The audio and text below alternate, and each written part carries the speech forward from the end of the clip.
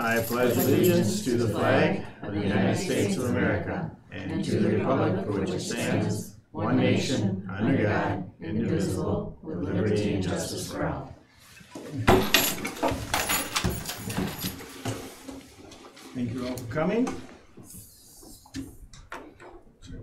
We have a motion to approve the agenda.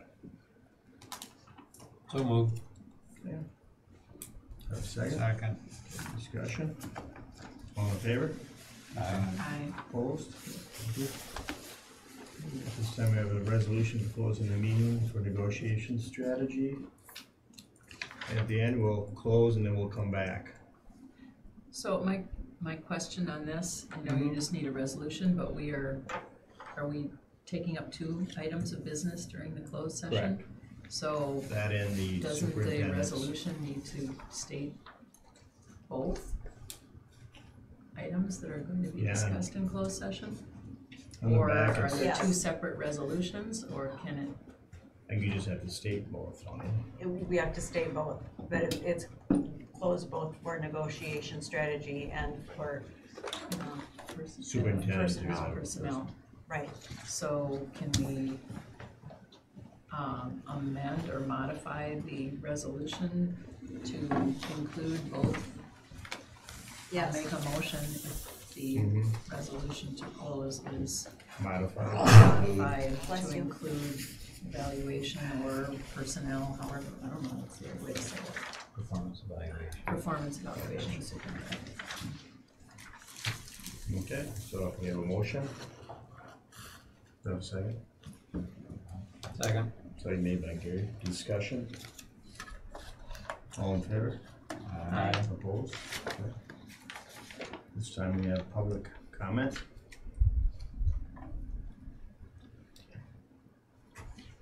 Consent items. We have a motion to approve the consent items.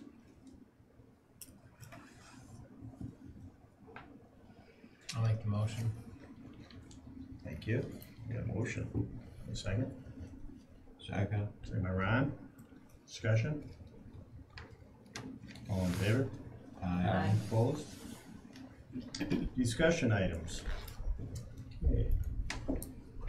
Study hall, guys. Good evening. So I don't know that guided study hall is the most enlightening or engaging of discussions, but we, just to kind of bring everybody up to speed on where we're at with this is something that we brought in for this school year. It was something we talked about last year. The primary goal of having a guided study hall was that we wanted to use it as a means for students who maybe needed additional math or reading support. So the idea would be that they would go to their regular math and reading courses. They would go to the study hall then and have that additional hour each day to do additional math and reading. So that was kind of the whole purpose of why we put this in place. And then we figured while we had it, we could also do it just like any other study hall in any other middle school, high school, where it's an elective that kids could opt into. So that was the whole point in why we brought this in this year. We did roll it out, we created all the sections and the courses. We don't have a lot of kids in study hall at this point. For unknown reasons, it was not offered to new students. So right now we only have current students that were with us last year who signed up for it and wanted it as part of their study hall. So we only have about 40 kids that are currently in it, which is fine, honestly, from my perspective, because it gives us kind of a little bit of a chance to make sure we've got what we need to get this in place. The next phase of it is to start identifying kids that need that additional reading and math support. So we've just finished doing our FastBridge assessments, and teachers are going through and reviewing those. At this point, we've identified the kids, but we haven't moved any of the kids into this guided study hall for that purpose, because we found that in using Alex Math for the math intervention, it's actually working better than what we thought it would do, and teachers love it. And so they're feeling like that's actually providing a whole lot of support that they haven't felt that they needed to bring people into the guided study hall. John and I want to actually look at that to make sure that that is completely the case. I mean, I think Alex is working right, but I still think there's probably kids that are just now in Alex but could probably use that additional hour. So we want to go through and actually look at the kids to see, you know, are we actually meeting the kids' needs, and do we want to slide some kids in? So that's happening now, and probably will go through into December. With reading, the teachers have not, what we were going to be using instead of Alex for math, we were going to be doing Read Live or Read Naturally for the reading side. And the teachers have not been identifying that as an intervention for students, in part because they're a little bit overwhelmed with some of the changes that have happened in our English department in middle school. They've added D2L, which is new to them, so they've had some course changes there, plus they all have new summit courses that they're working on. And that whole combination is kind of leaving them a little frazzled in terms of being able to stay on top of that next piece. So we have given them a little bit of a leeway this year in terms of backing off and letting them look at that. But, you know, I think the initial intent of study hall, I still like it, but I'm not sure that we're gonna be using it in the same way that we initially thought. Alex is such a great program that we may not need to have quite as many kids into a guided study hall simply because of how that course is structured. So that's kind of where we're at. So I think when we launched it, we had certain thoughts in terms of how we wanted to use it, and I think as we're kind of going through it, we're finding that we might want to tweak that a little bit throughout the school year. So what we end up with at the end of this year and maybe rolling into next year might be a little different. So do the kids still have the same number of classes, or are they taking one less class to account for? Study hall is their elective at this point. So it's instead of Art or music. art or foreign music. language, So they used to be able to take 2 electives and now they can only take 1? yeah. Nope. They So used to, if they're in study hall, they're in study hall for this semester, so they have a different elective than second semester. so somebody can't take both art and music. Like they used to be able to, they can only take 1? They actually now are taking art, in that scenario, they take art first semester, music second semester. But last year they could take both? During one semester. No, last year it was a, Last it year- was a year long. It was a year long, so the courses have actually changed, their semester courses now, like most middle schools are. Our courses hadn't been prior to that. So last year somebody couldn't take both art and music? They could, yes. That would have been 2 electives and Yep, but that's just how things were set up in the online school. They were set up that way as having 2 electives, but they were running them, they were essentially set up as an every other day schedule. So they had art and music assigned to them full year, but they were basically doing it as a Monday, Wednesday, every other Friday. So nothing really has changed other than we've taken 2 courses that were full year every other day and moved them into semester every day. To free up an open spot for the study hall? Or no, They just It's for a couple- restructured the way they. Yeah, did it's the for a couple classes. purposes, because long-term, I think we need to have more electives in middle school. So if we make that switch to art and music to make them truly a semester, and then offer additional electives like study hall, coding, there's a whole bunch of different fine art courses that we want to start creating. So by moving those, it then frees kids up to be able to take those additional. And so there's 40 kids that are in it. What are those other kids, all the other kids doing then? You said none of the new kids were in the study hall. They're in art, music, or foreign language. So I'm still confused. At the highest level, they have a space in their day for study hall, or they don't? So they have everybody has a space in their day for study hall? No. Some kids have 2 electives instead of 1? So Yeah. what their day looks Yeah. like, every student has the basics of math, English, history, science, and PE, and health. So every kid gets those. Then they have 1 period in each semester that's for an elective. So they ultimately take 2 electives. So they could choose art and music, they could choose art and study hall, music and study hall. So, but that's for the whole year. So in a semester, they get to choose 1 elective Right. per semester. Yep. And so the kids that are in study hall are not in art or music? This semester. Next semester, they would be in either art or music. Okay. And that's just to help them get ahead in their math or Yep. science, or reading, I should say, Yep. at But this those time. 40 kids weren't necessarily the kids that needed help, they were just returning students. Right. So now we're in the process of identifying those kids that need the additional help. And in that case, we may end up, depending on their needs and severity, we may end up saying, you're gonna have study hall, this guided study hall, both semesters because you need that additional math time. And some kids might not need a study hall at all. Correct. They could take More music electives. 1 semester and art the next And semester. that's what the majority of our students are doing. Okay, all right. And then, so in the study halls, so it's a small pilot, let's say, because it's only 40 kids. So who is leading the study hall? What happens in the study hall? So there's a couple teachers that have open preps, meaning that in their contract, they can take up to 160 kids each semester. They've got openings. So we've created a prep for them. And right now it's Anissa, who's one of our art teachers. So she has, and again, we're kind of playing around with what makes the most sense, because study hall in an online setting looks a little different than it would here. So we still want kids checking in with a teacher so that the teacher knows what they're supposed to be working on. So that teacher has a list from the classroom teachers. The classroom teachers know that if they have a student who's maybe behind on assignments or is not engaging properly, they're feeding that information to the guided study hall teacher. She's then keeping track of all of that, and she's checking in with those kids during that period and that day and saying, I see you're missing these math assignments. What are you doing to get caught up? So she's kind of guiding them a little bit in terms of getting that work completion. She's not licensed in math or licensed in English, so she can't instruct, but she can be kind of encouraging and monitoring and helping facilitate that education is happening. Next semester, it's going to be a different teacher, but he'll follow a very similar process. So of those, have we taken a baseline before we started of these 40 kids to see how much they've improved beyond what we expected because of this? But these 40 kids are the kids that have opted in. So they have not been targeted because they have academic needs or anything like that. It's just what they've selected as their elective. Yeah, I'm just wondering, how are we gonna tell if we're seeing the results that we hope, or if just the Alex math is successful enough? So Right. We're going above and beyond and extra help for the kids. Are we seeing the results that we really, or do we need to have somebody who's licensed in math, somebody who's licensed in English, working more closely with the kids in order to get the results, or is a simple study hall? And right now, we're not tracking that simply because, again, these are kids that have opted in. There's no academic need that we've identified and slated them for that. But as soon as we do start identifying kids saying, you have a specific need where you need additional reading support, then we will start tracking that. Right now, it's just, it came It's just a up- study hall.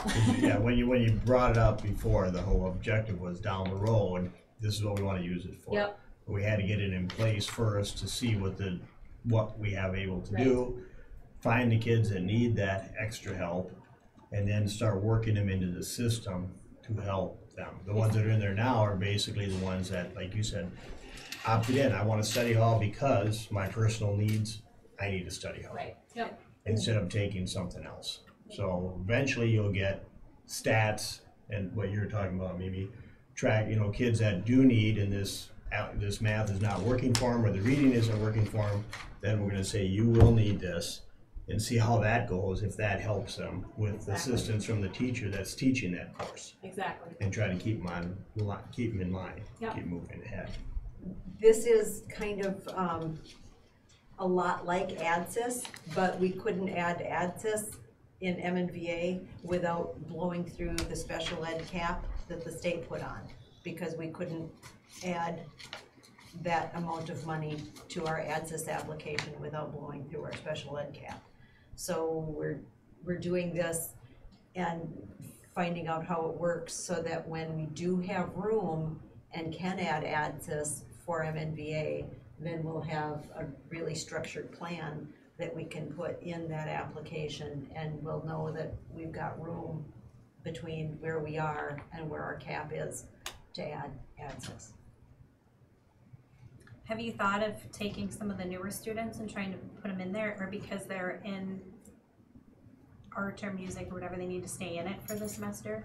Yeah, and that's part of the process that I was talking about in terms of we're going through the FastBridge scores. So whether they're a returning kid or a new student, based on those test scores, we're identifying whether they should be maybe more in this guided study hall course. And that may happen next semester. Yeah, Right. we're reviewing the data, because like I said, the math teachers right now have slated those kids that need additional support and put them in ALEX. And they're not opting for the guided study hall at this point because they like what's happening in ALEX. They're seeing great results, and so they're feeling that that alone is working. What I want to do is have John and me look at all those kids and see how many of those, even if they're doing great, could also maybe benefit from having an additional hour of ALEX.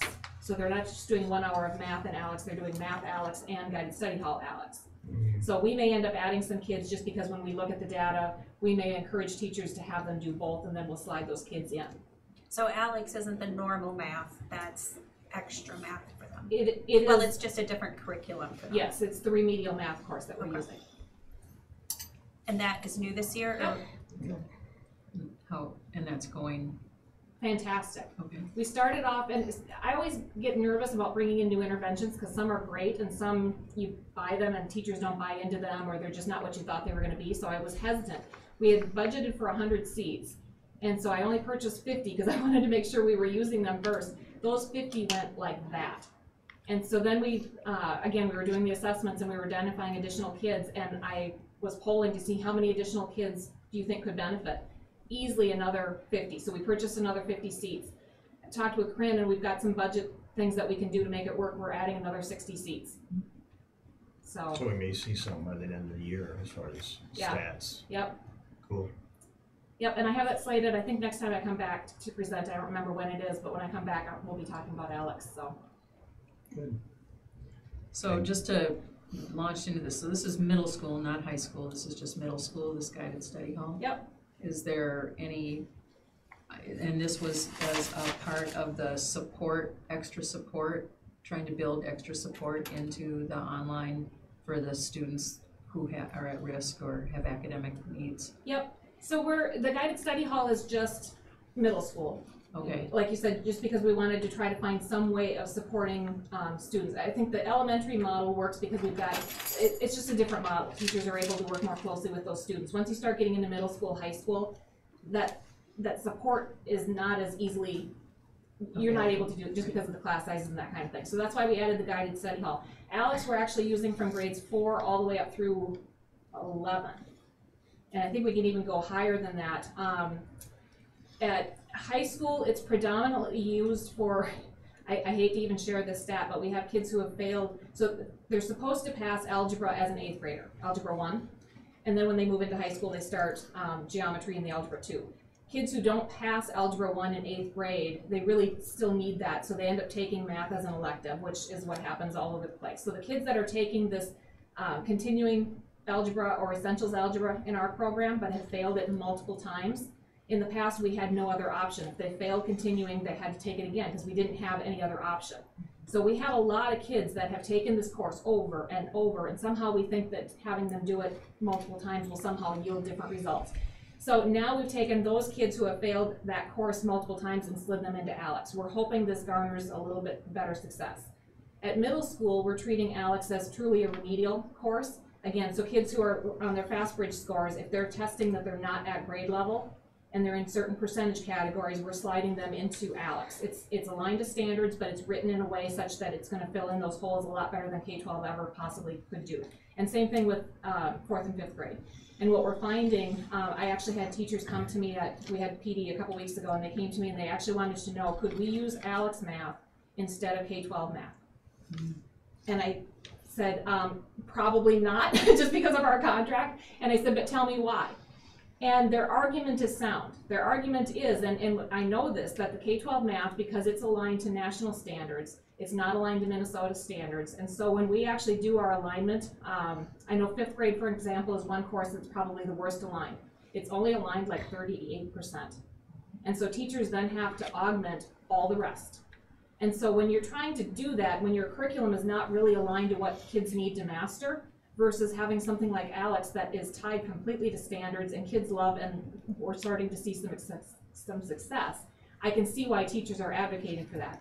So, and I don't want to put you on the spot, but I know you and I had talked about possibly trying to pitch that to K-12, that they're really not offering us a math course that's aligned to our standards. So if you're not offering a course that is what we need, can we go with this as an alternative? So that might be an option, maybe. Yeah, at my meetings, that conversation didn't go well. Well, I think it's good that you're catching them early, these kids. I think if you do that, you know, it may, when they move on, they can get in and they'll keep moving better instead of, like you said, having them retake and retake and retake. Because to me, Right.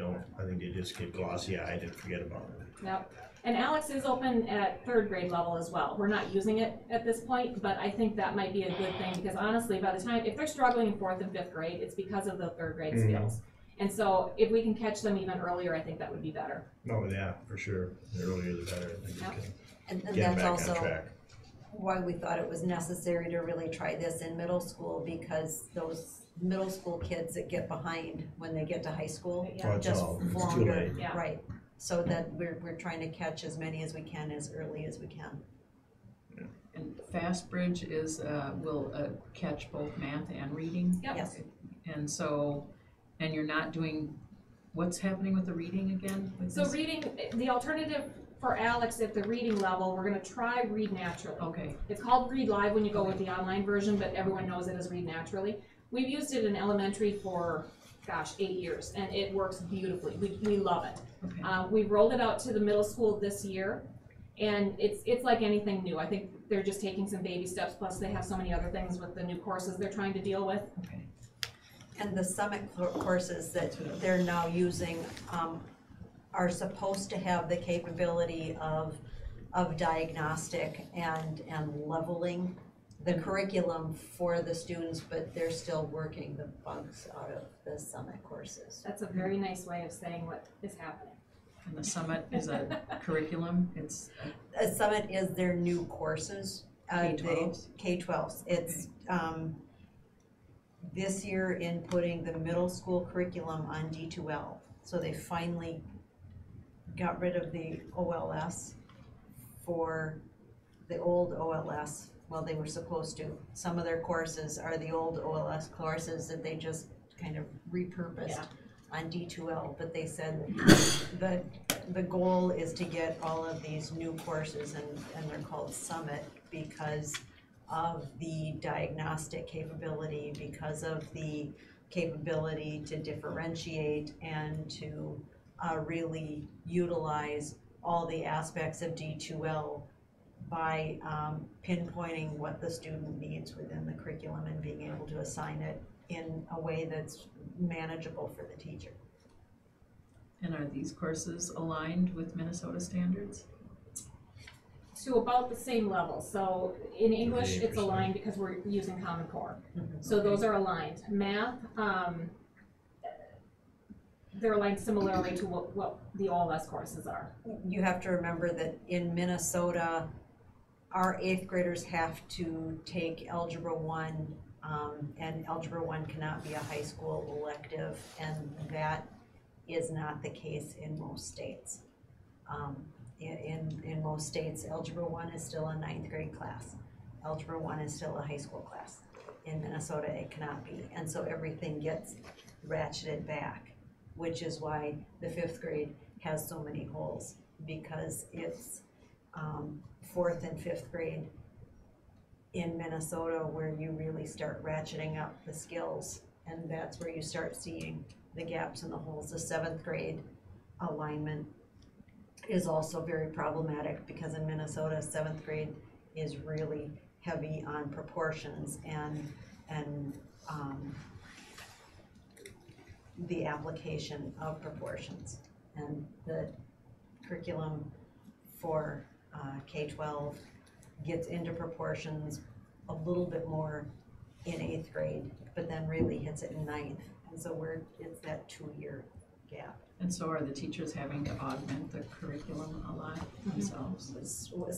We've got the Study Island pathways, so they know what things within Study Island they can use to augment the curriculum. We use a lot of Khan Academy. Don't we all? Uh-huh. And so, are there professional development dollars to allow the teachers to do some of that work, or are they? doing Yeah, some of some of it we couldn't do in advance because the courses were not even at a place where we could see them. So we didn't get access to the courses until, I don't know, August or something like that. So some teachers did do some preparatory work in August. They're now trying to fill it in as best they can. I have told them that if they wanted to write curriculum or staff development requests to do after hours during the school year, that they could. At this point, they haven't requested that, but that is an option. And I think at the end of the year, we'll look at it again for summer and really hit it hard in terms of what was not working, what do we really need to dig into, and where are those holes? Because we did the summer writing before to fill in the holes. Yeah. Originally. I was gonna say, it seems like every year we have similar conversations on something Yeah. that has to be tweaked. Well, and it's partly the way, we're different than a lot of the K-12 schools, although even if we were a year-round staff, where in other words, teachers were on call, 12 months out of the year. For us, we're not that way. But even if we were like the other K-12 schools, they're still not rolling out their content until August, September. And in some cases, they roll it out in piecemeal. So when you start the school year, maybe the first 9 weeks are written, and they're writing while the kids, so you're staying a quarter ahead. And so they'll give you a scope and sequence, and they'll give you an alignment document so they know where the course is going. But if a teacher can't physically go in and see how is that standard being addressed, what does the lesson look like, they don't know if it's taught to the level it needs to be or if they need to augment it, so they're kind of doing this on the fly. And they've called that the just-in-time curriculum development, and after last year, they promised they would never do just-in-time.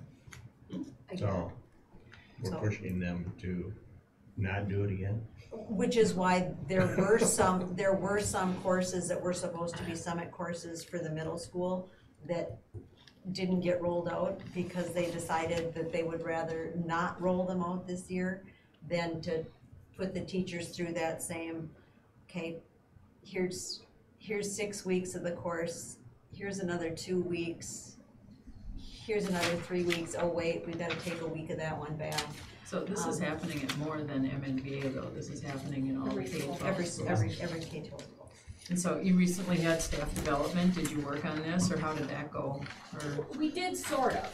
okay. So what we've taken for this school year, I actually started last March. Every PD, what I wanted to do is really guide the staff through a very logical process of first, looking at that standard alignment. I think every grade level has had different training on this, and I think we're all over the map. I mean, some grades and some departments have everything done beautifully. Others have things done, but it's not necessarily what I would say quality work. And I don't know that it's necessarily their fault. I don't know that we've done a very good job of walking them through those steps. So we've taken a step back, and we're basically starting at day one, and we're going to guide everybody through the same process so that they understand it. So we started with looking at alignment documents, then going to the MCA test specs to see if that changes anything in terms of what they're identifying as those key standards in each course. Then we're going to look at developing common formative assessments, the learning targets, I mean, you know the drill. So we're kind of walking them through each of those steps. So when we met in November, we had 6 hours dedicated completely to really looking at the alignment of their courses, the test specs, and then taking that next step of identifying the power standards and getting those nailed down. And so I've created a repository in SharePoint that teachers will now go in and enter all of this information, so we've got it as an entire school. So I can see what 8th grade math has identified as their power standards. I can look and say, how come you didn't consider this one? And I can ask those questions because in the past we haven't had those resources to look at. So this entire year will be basically walking staff through all those training pieces and then asking them to complete that task. So at the end of the year, we should have all of that completely done, unless some department or grade needs extra time kind of thing. So I think it went well. Okay. And that having those power standards fits right in with the TD&E when they're doing domain 1 as far as the planning, because they need to do their planning for instruction based on what those power standards are. So that's, every site is working on that. And so how will you know if the alignment is good and it sounds great, so what are the results? How are we gonna, the ultimate goal, what is the ultimate target for our students in this? Growth. And I think because of the lack of all of the things I just spoke about in terms of the alignment, the power standards, the formative assessment, we've not had a lot of things in place for a variety of reasons. And I think that needs to be in place first so that we can then start tapping on our PLCs and saying, now that you have this data and you're giving these assessments and you're both teaching the same class, you can start talking about why are you seeing differing results? Why are kids not performing on this standard? And you can kind of start digging into that. Okay. That's our next step. Because the other piece too is we've had so many singletons where we haven't necessarily had to have that in the past. In other words, we've had high school teachers that they only teach English 10. And they've taken, of their 160 kids, it's all English 10 and they've been filled to their max. And then somebody else teaches English 9. Well, when it comes to a PLC, what are they going to talk about? To some extent, English does overlap, but they're not talking about the same course and the same students or anything along those lines. So we did start breaking some things up and saying, we want to have 2 teachers at least teaching English 10. And they didn't like that. Obviously it meant some teachers were teaching new classes, but I think in doing so, I don't think it's going to drive improvement if you're not able to challenge one another or have those conversations. So it was a very specific reason why we did that, but we're hoping by the end of the school year, that some of those PLC conversations will become richer. And this growth would be in MCAs or in the student's personal learning plan, or? Yeah, all of it. or- I mean, we're hoping to see improvements in their STAR 360 assessments, their formative assessments that they're giving in the classrooms, but ultimately MCA scores. And passing rates. Exactly. That's what I was looking for. She's looking for a Did I key word pass? there. I was looking for a key outcome that we could say. Yeah. So, yeah, we're doing lots of good stuff. How are we gonna help? Yeah. Thank you. You're welcome. Any other questions? No, It's nice to see you once in a while. Well, thank you. no, I Thanks for really having me. appreciate you coming in. You really, you fill in a lot of information. I mean, we're curious, especially on the online program. We've talked about it quite a bit, trying to get more up to speed on what's happening. Sure. So, Well, and I'm not on the committee, so, I mean, some of the stuff you are up on, but this is the only opportunity for the rest of the board to sort of say, huh? no, I think you and told us that's that, but what, I didn't get yeah, that. and before. that's what's nice about it is, so seeing you more frequently would be great. Well, let me know if you've got questions. I'm available anytime, so just Yeah. let me know. Okay. We know where to find you. Yeah. No, Thanks. thank you very much. Yep. Okay. Process for gathering input and having committee function more efficiently. Now, I'm just gonna bring up because Corinne, before you got here, Ann and I had a discussion on this committee stuff, Okay, if that's okay? And we were talking about, for the committees having some type of, what did we say, Ann? Like a job description? job description type thing, expectations, that type of thing, for each one of these committees. I thought we had something similar to that somewhere. Well, I mean, I think we had proposed that when a committee is formed, you should there should be a purpose statement, and there should be, and we did that with policy committee, but the other committees had been in place.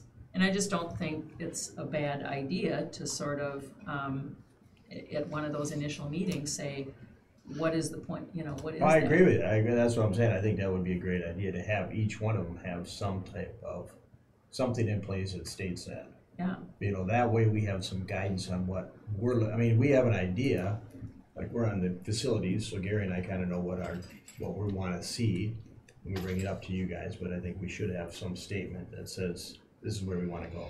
This is what our whole purpose of our committee. That way, and we can change that if we feel, but I think we should come up with some basic, not some elaborate 27-page no, it's just a thing, statement. just a statement type thing for each one of our committees. And then I was telling Ann, we should try to get it done before we come up with new committees, a point, just so, because I know when we have changed these, people always ask, well, what does that entail? Well, that would help new people, because we have a new person, and other people, if they want to jump on board. I mean, like negotiations, I know there's people really happy about jumping on board on that one, Yeah, right? Or any of these other committees. But it would be nice to have something like that. So I know Ann and I talked about it, about trying to get something going before that was, I know Michaelina brought it up, and then we added as you see on their strategic planning committee, because Mimi was talking about come up with something for that committee also, and what we need for personnel. Well, I think some of those, we have to be careful whether it's a task force or just board representation on a school district committee, or whether it's a committee of the board. Because if it's a committee of the board, we need to make sure that we're posting it and that it's, we follow open meeting law. And not that the others are not open, but they're just a board liaison to the process. So I don't know what we mean by this strategic planning committee. Well, that's why we put it on there, so we can talk about it. Okay. Well, when we had our board workshop or whatever it was, board review, I think it was obvious how confused we all were with strategic planning, because we never really finished it, or at least some of us don't think that we finished it.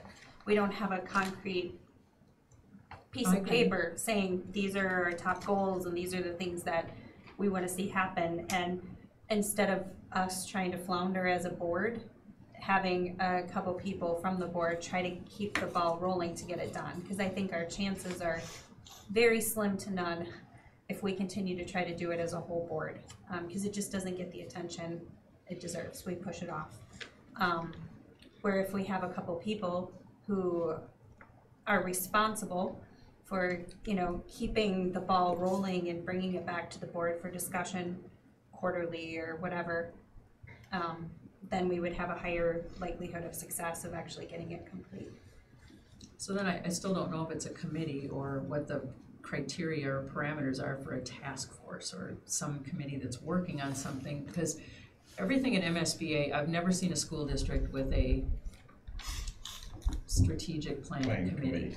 I mean, that's the board's job. I mean, I think you're right that we don't attend to it the way we should, but there's no reason the whole board couldn't attend to it if it was placed on the agenda as a priority item from time to time, and then everybody's updated. I'm just sort of throwing out there some other things. I don't know if I Well, just she don't. suggested it, so, and she was from MSBA, so I don't, She suggested a committee. yeah, she talked about a strategic planning committee, it's a group to keep the ball rolling. I'm pretty sure she used the word committee, but, I would we'd have to go double back, check. I know she said we should have some group that gets together and go back and watch the Keep it moving. recording if you really want to, but, Yeah, I'm I- just trying to, I think that you're right, I mean, it's just a group of people to keep the ball rolling, and if we wanna do it as a board, but I think some people are more, it's just like anything else, some people are more passionate about it than others. So,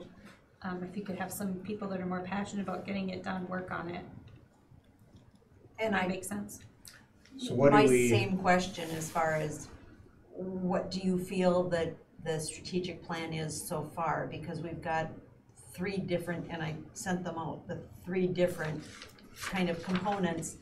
So which of those do you feel is the strategic plan that this group is going to be working on? Well, the strategic plan is those 4, I'm not sure that I have a screen, technology utilization, relevant course offerings and curriculum, marketing our district in partnership with colleges, businesses, and other schools are the 4 items we came up with.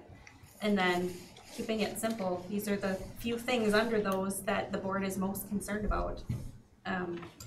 So then that other document, the work that the other committees did as far as coming up with the goals that kind of went under that gets thrown out. No, that's all this detailed stuff. I'm talking high level simplistic. You know, at the most simplistic level, the board doesn't need to be down into all of those levels of details. I would throw out an example if I knew one, but you know, this teacher has this goal or this site has this specific goal for 3rd grade, all that stuff is all great, but up at the highest level, what is our plan? What are our goals? And I think it all kind of rolls up. It's there. It just needs to be put together and some additional discussion. We should all be able to say it very simply. We should all know what those 4 are, and maybe there's one thing for each one of them that we're focusing on this year, and we should all know what that is. But then getting back to those goals that the teacher So- groups and they created under technology, that on-site is really developing the Schoology and implementing that. That is a goal. So what I'm getting is, I mean, I know what you're saying and what Mimi's saying and Michaeline is saying that maybe we need to have it on our agenda as going over where are we at with these goals that we've set already up. Maybe not even have something like this. And if a member wants to be representation at these subcommittees, you know, that are doing this, the teachers and all that, are they meeting on a regular basis? For Schoology, yeah. Yeah, well, I mean, all. well, so for example, there's a I just wanna district know what we technology want. committee Right. that would be the board tracking technology utilization, but has there been a district technology committee? I mean, in the schools they're meeting, but So that would I be part haven't- of this so I don't know whether discussion. it's the strategic planning committee that does that, or we have a district technology committee that should be tracking that goal. I would, Well, it sounds from Corinne that we have people already working on the goals, correct? That are are they on, is somebody on the board part of this, or discussion being brought up on a regular basis on where we're at with these goals that we've talked about before? As far as the, You know, like the technology committee, we had something on there on that. Community involvement, you know, marketing our school. Where are we at with those specific things that we discussed? Should we have that on a regular board meeting, bringing them up? This is where we're at on those things that we had written down. and if you want that, we can, I mean, that's my question to people here. I mean, what do you guys think? I mean, we did all this work to get these four. well, I think that's what Mimi's Goals. asking for, is And do at we- a high level to have a subgroup that's saying, where are we at on this, or, And you're saying that we should all be part of that, well, you know. Well, do you want to attempt to add it to the agenda, and if that's not Well, that's getting, my question. Is, yeah, and then do if we- there's a certain issue, then we divvy it up, saying who wants to work on that, and then you just, say, all right, Gary and Mimi are gonna look into that and let us know. I mean, do you want to do it on a task by task basis? Just have the item on the agenda as just kind of a touch point, like where are we on that? What do we- I Well, think, we as a board have to make the decision on where we wanna take this, that's what I'm But saying, so I- collectively, you know, Mimi's got a good question, you know, we should do something with this after all this work. My question is, what do we want out of it as a board? But if we don't want to add it as a committee, we just put it as a point on the agenda. Correct, we can do that, And then as certain things, and then like Mimi said, sometimes you need someone to really dig in, or someone's got a certain knack for something, and then it could be different individual, but like you said, then you report back to the board as a whole. Michaeline, where do you see your thoughts on it? well, I agree with Mimi that there's a need to follow up on the meeting that we had with MSBA, where we did our self-evaluation. We identified some things, and we start these things and drop the ball. So I think we need to have something. I would, something, just start something. Yeah, I agree. so some type of follow-up. Gary, your thoughts? Ron? Well, I just think that, as a board, we need to know what's going on in school. Yeah. I mean, that's what it amounts to, I think, and we have those four things that we discussed, and it would be nice to just have progress reports on what's happening with all of these things. That's simply put, I guess. Mimi, you know, you're passionate on trying to get something, I mean, Yeah. what would satisfy well, us as a board collectively to see from those four entities that we want, you know, and I just use marketing because that's the one at the top of my head. we could take them one at a time and put them on, like once a month, have one on the agenda till we make it through. I think I'm really passionate because I think we're close, and we just didn't complete it. At the end of the day, I think we're all kind of confused, and that's not the result of strategic planning. We should all be on the same page. It should be simple, and we should all understand it, and we should all be able to tell everybody who asks us, what's your plan for the school? We should be able to rattle it off, and I think right now, we're confused. I mean, the meat's I think all we there. just- yeah, I think And I we don't just say don't that know it's where all we're at wrong, with them. it's just, it needs to roll up to something simple. And we're kind of missing, we have the very highest level, and then we have all the details, but we're missing how it all connects. So, I mean, I don't think it's unrealistic to get it done. No, It I might don't be think so. easy, I'm not sure. Well, it sounds like, Corinne, you said you have people working on all these things, correct? So maybe just an easy monthly or every 2 months report on where these four things are. Well, To the boards. I think it's more than that. I don't know that, for instance, technology utilization, there's a whole lot out there. A lot. I mean, if you went down to the lowest level, 20 goals maybe? I don't Yeah. know. I mean, what's our board goal? What are we most concerned about with technology utilization? Is it Schoology? Maybe it is and it's done. Or do we have a bigger goal than Schoology, or do we have 2 or 3? So, And I know we talked about having these committees bring in what they're, you know, what's on their list, correct? Did we talk about that at that meeting? Having them come in and say, these are the things we're gonna look at achieving this year? And we talked What about that. committees are you talking? No, when we talked about like technology. Okay, that goal on the technology, and you said there's people that are working on those things, correct? And there was like, what, she just say 20 items on there? I'm making Or that up. whatever But number that may be. it's part of the, I mean, it all goes down to the workforce, what's it called? The World's best workforce. Right. best workforce But I even think the has whole thing goal, is, you know, that's where are got a we at? plan in it. And, Right. I mean, there's tons of stuff out there, but, you know, what do we as a board wanna focus on? What's our goals for the district? Our goal should be similar to what's already written down for goals that you guys have already got put on paper, right? So how does the district technology committee fit into this grand scheme of things? I think they're the ones responsible for making sure that it gets, I think they're almost like a subcommittee, is that the? No, they're on a district. Yeah, but you and I are on it, and I Right. haven't. Well, I don't think been- they meet, but or have met recently, or Well, I haven't that been committee invited. hasn't met, people deploying the technology, or presumably you're saying that they're meeting, but there hasn't been So any where are they at with information that? passed to the designated board members who could then ask questions or pass it on to the full board. So that's where we have that disconnect. Right, and that's what we're talking about, Right. so. are So we- maybe that covers that one item, Well, that's what I, Mhm. if we if. get we it meet. going, Right, if we meet. If So- there's an opportunity to meet. You're do you on. know if they talked about having meetings on these? It's just finding a time when the group can convene has been difficult because the people on that committee are on a bunch of committees or they're very involved in the school. So that kind of goes back to the other question, what's the job description of that committee? What are they supposed to be doing? That one's all defined in our district technology plan. Okay, So so are we doing that then? Whatever is defined there, which I don't know right off the top of my head. with the district technology advisory committee, the way that was set up in the plan, that committee met, there wasn't a timeline in there for meeting, but the main meeting was done by a subcommittee of that group or subcommittees in each of the different sites.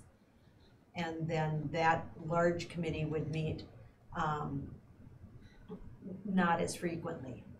So then the information funneled up to them.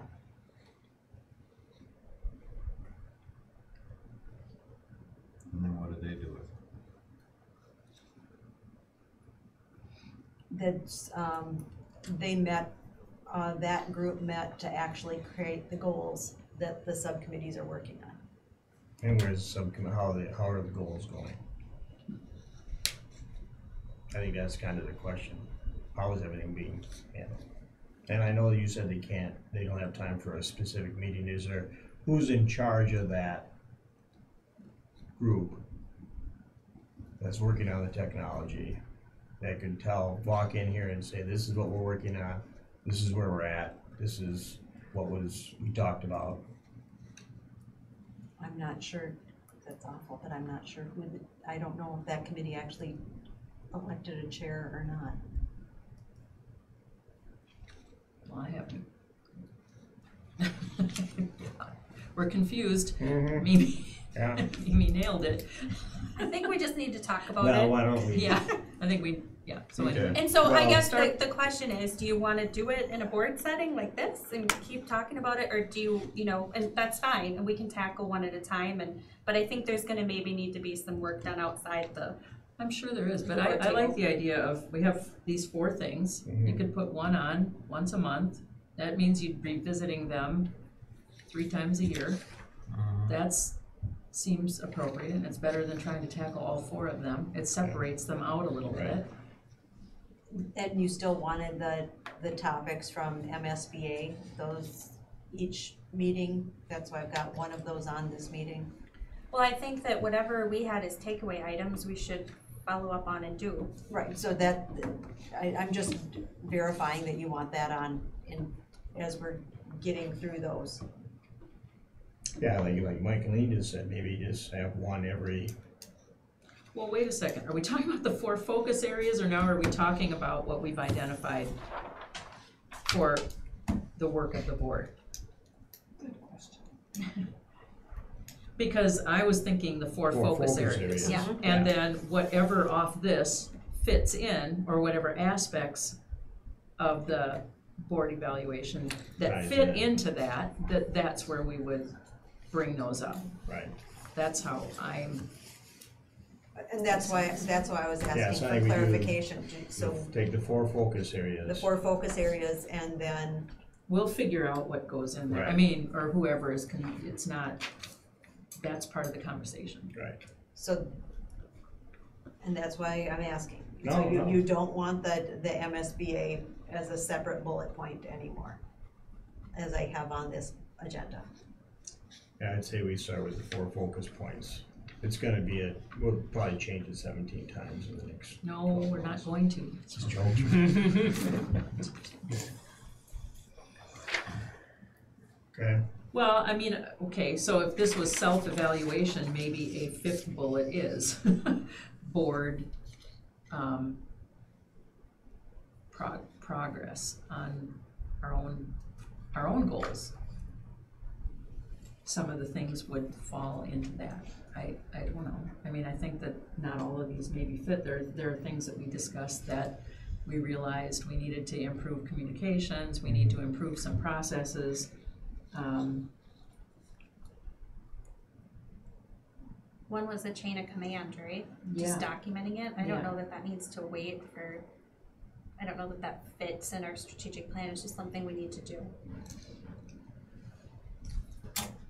So, but it's kind of a separate item that maybe you want a smaller group of the board to work on?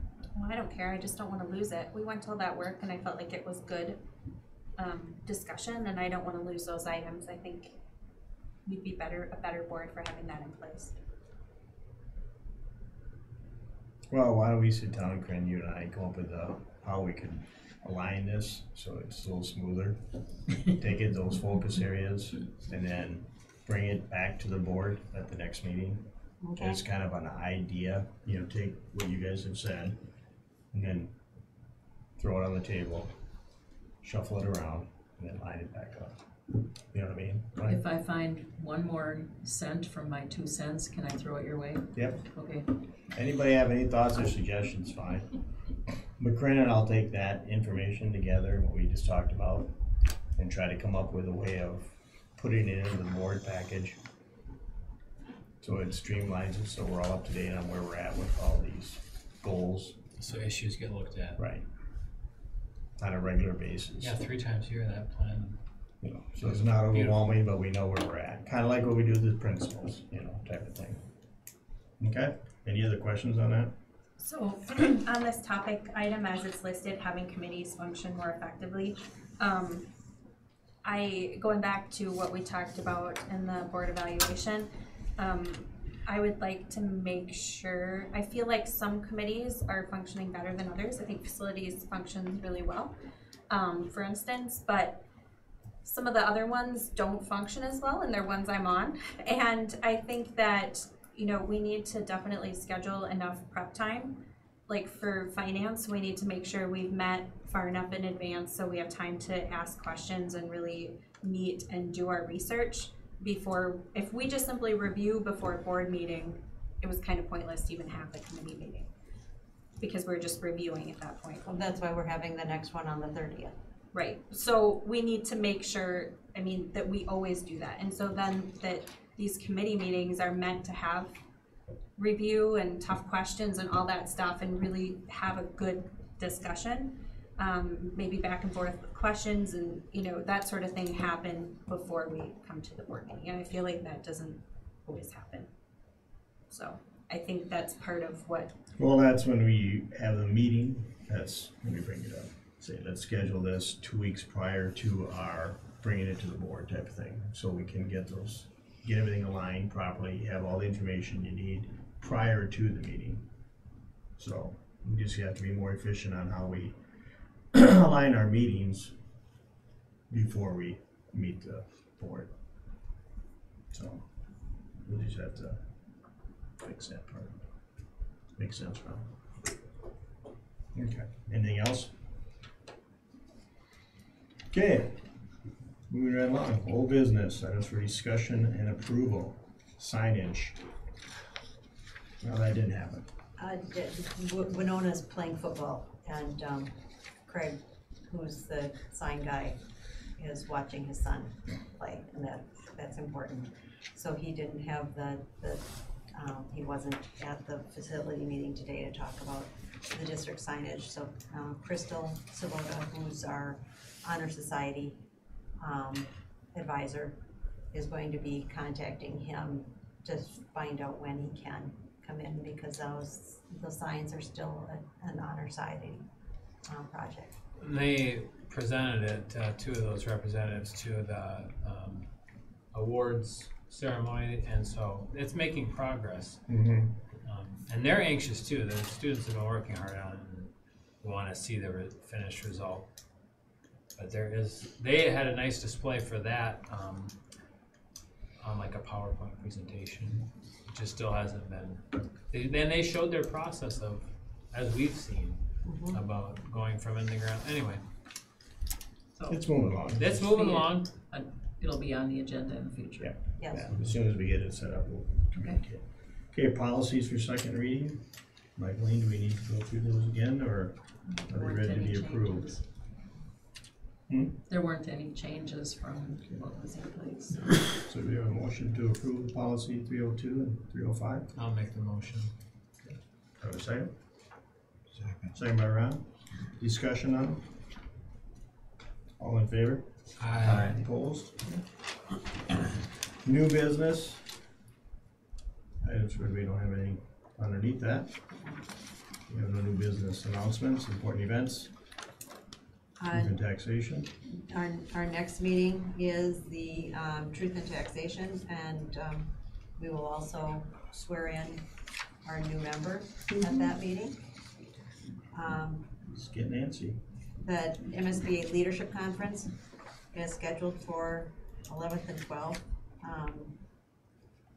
So once again, let Ann know if you can go, and we will make arrangements for that. And then the Legislator Educator Breakfast Forum is scheduled from 8 until 11:30 on Saturday, February 10th. And Gene Pulowski said he wasn't going to come unless he got an invitation from some of his constituents. So I sent an email saying, it would be nice to see you there. Has anyone else RSVP'd us? Where's our? For the legislator breakfast? Yeah. Yes, Dave Senjum, but he's from Rochester, and Carlin Nelson. Anybody from our area that, No, not that I know of yet. And our area has historically been underrepresented at that meeting. For those board members that go to it every time, I have never seen Greg Davidson. Right. But Jean isn't our representative, is he? Jean Pulaski? Gene Pulaski? Jean is, I thought, I'm getting the houses, I'm getting the chambers confused. Jeremy Miller. Jeremy. Yeah, Jeremy Miller is ours. So, Yeah. yeah, Gene isn't. He Yeah. attended, so did that's you what I send them thought. So, Yeah, he attended last year, Jeremy did, right? Jeremy, yes, Jeremy came last year. yeah, I mean, Jean used to be, but Yeah. then they Yeah, they redistricted. realigned us, and Yeah. So so will We've got Jeremy be there Greg. this year? Jeremy's our, Greg? Greg and Jeremy. I have no idea about Greg or Jeremy at this point. Did you invite them both to say we'd like to see you there? Actually, that would be a good idea. Send them both an I email. bet Jeremy. And then CC both of them. Put them on the same email. Put Greg under the. No, I would just throw them both out there, because that way if they reply, one sees the other reply, and he's gonna feel guilty, because. Just throwing out an idea here, Okay. right? Guilt has never been a problem. When do we need Just saying. when do we need to register for that? The breakfast. the breakfast, oh, that, we've got Oodles of time? we've got lots of time. Right now, it's just trying to figure out what reps are going to come. Jean In fact, you probably should always email goes. those two and then put all of us on the email. And then we could CC back and say, yeah, we'd love to see you there. Right? You'd be in for that, right? No twist. Okay, meeting and committee updates. Gary, you wanna go over the facility stuff? Sure. That's the only one that I know we have, correct, Brenda? Sign was on the agenda, but of course that didn't happen. So we talked about the garage and the possibility of when that might be done. And so at this point, we're looking at next spring. But before we can firm up any plans, we need more information about where we can build, what's in, and we have to get that from the city. Right, so we're waiting for overlays from the city that will let us know where we could put the building and how much room we have and what the setbacks are and all that kind Are of we stuff. talking? And you know about what we were talking Right. about, right? Oh, you're, Yeah, Because on the grassy area right in front of Diamond Willow Slough, part of that land is still listed as ponding, even though the pond isn't part of the land, it's still It's set listed aside for as that. flood mitigation, so you can't build in any of the mitigated areas. so even though it looks like a nice big spot, it's not as it appears. So you just have to know what the line is. Mhm. And so that's why Chris has to, the only way she can do it, there's two different maps that she's gotta do as an overlay to see where the lines actually are. And there's setbacks from the ponding area. Once you're inside that, you're not building inside that mitigation line, you're fine. You can build right up to it, but there are setbacks from the curb. Right. So once we get that information, then we'll determine. And then we also have to do elevation as far as, where we need to, if we need to bring in fill to get it to the right Who elevation. determines that? Usually just take a shot off the That's curb. another overlay. Oh, another overlay. Yeah, because Okay. Chris has all the elevations on all the lots. Right, okay. As far as the garage itself, we talked about a 4-bay structure with 3 bays that could be driven into, and then the 4th bay would be just for storage. And the type, we talked about possibly going with a structure similar to the storage units that are next to Ron's, or the dental office, to see if there would be some cost savings as opposed to a more traditional garage type structure. Has the analysis occurred, have we done the analysis to see how much space we need? That's what we're waiting, actually, we're kind of waiting to see where this overlay comes in, to see what space we have. And then we can kind of determine how we want to do it. And then look at, are we gonna have enough space there, or do we have to look at another location? I think you're- we've already kind of found out how much space we need as far as storage. Because I know, we need, Drama Club has, things that need to be stored. And I know that We're talking square footage is what you're looking at, correct? What square Yeah. footage we need, yeah. MNVA has things where they need for storage. Those are the two.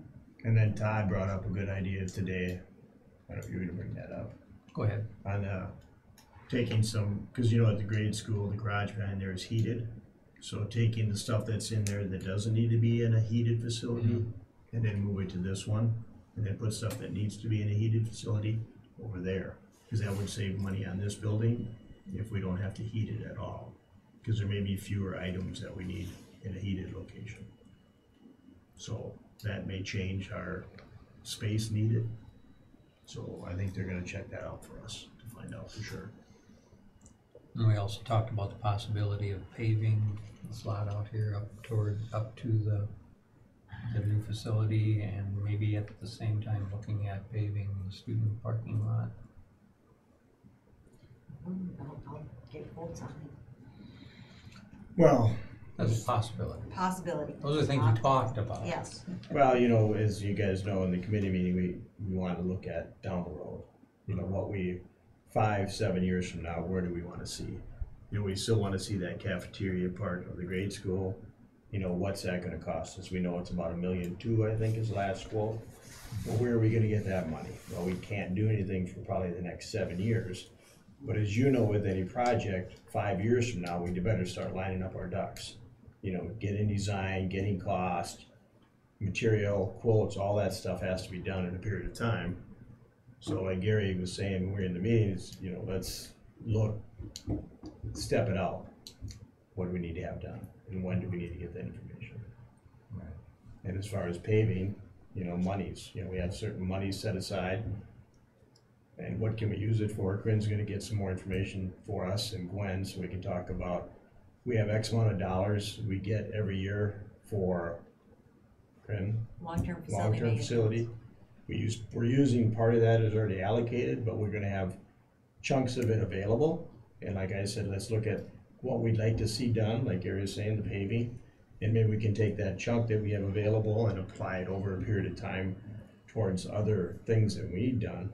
So they don't go down, become worse, and cost us more. And maybe get them on the docket between now and that time period. And we also talked a little bit about the tennis courts behind the building, maybe doing something with that, and then the basketball court, possibly doing something with that. Do we know what the city's priority is on upgrading streets? You know, this might have something to do with what we get done too. Oh, yeah, As far because as paving when, this, when somebody comes to pay for the city, it's cheaper to get it done at that same Yeah. time. Every time I drive over this out here, it seems like it needs something. it's a good question. Can you get that I think from her? I think they're trying to upgrade the sewer and water as they do those things, so. And we've had breaks out here already, so I suspect that this should be kind of up on the priority list, but I don't know what it is. I know Prairie Meadows is one of their priorities too. When Getting you're- streets out there. When you're talking about the building plans for 5 to 7 years out, I'm not sure how we can, not sure if it falls under one of the strategic planning things like marketing or something like that, but I would love to have more discussion with the community and pull people in and dream a bit about what could we use. I mean, there's some schools in the area, brand new schools, brand new facilities, and you know, we had over 800 people or something come over 3 nights to the musical, and the bathrooms in the elementary are not adequate. So, I mean, and I And know we there's talked about that when we lots talked of about other the stuff, grade but school. you know, the line is 30 people long, you know, during intermission to use the bathrooms, and just certain things like, well, what is our number one, if we have $1 million, what would we spend it on? Would we build a new gym? Would we build an auditorium? Would we build the cafeteria? Could we build bathrooms into the cafeteria so then it would work for the, you know, when we had big presentations and stuff in the elementary, and just what would be the biggest bang for a buck and what's most important for our school, and make, you know, On this, we I would kinda love to gave, have those discussions. no, that's good, because we gave that assignment to Todd and Rick to kind of go back and gather up some information, and we'll mention those other pieces. Well, I think it's the community should, we talk about reaching out to the community, I think that they would love, everybody has an opinion, and they're not all gonna align, I guarantee that, but I think there's gonna be some great ideas if we ask. You know, I know there was the community center idea, and somebody asked, does the city want to partner? Well, I don't know, well, maybe No, they, they don't. No. well, We already asked. okay, so I'm just telling you. creatively, That the question city, came up. the Nope. city doesn't Yeah. have a community center, what we build, would it function as one? What do people think a community center should be? I'm just trying to think outside the box. No, I know, yeah. Of what does, it's more than even just our school, what does our community need? And if what we do, can it help the community as well? No, My we're 2 all- cents. Can you update, so where are we, how is it around the bus shed? Did we get all that stuff cleaned out, and is that a parking lot now and stuff? Yes. I haven't been over there Yes. to see it, okay. It is, it is a small parking lot. They can fit, I think, 4 vehicles. So are they able to park down there, and it alleviates the concern of having to park? Good. Yeah. So, We should update you on that. you should have updated. Sorry I about know, that. I'm asking. No, That's- we should. When they're Didn't know accomplished, what- we should. Yeah, when it's Bring it up. done, Yeah. yeah. Forgot about it. It's just good to know, thank you. Okay. Anything else, Gary? No, I think that's pretty much everything. Then the other, that was the only meeting, correct? Okay, C, we got here superintendent board feedback, thank yous for your future agenda items, we talked about those. Anything you have for us, Craig? No, okay. So, we're in a closed session in pursuit of Minnesota statute 13B.05 to discuss performance evaluation of superintendent and negotiation strategy. And we'll be back. For a motion, please. You have a motion. So moved. Second. Gary, second. Discussion? All in favor? Aye. Opposed? Thank you. I'm sure we'll see you back here in an hour. Really? No? Yeah. But Gotta offer it up.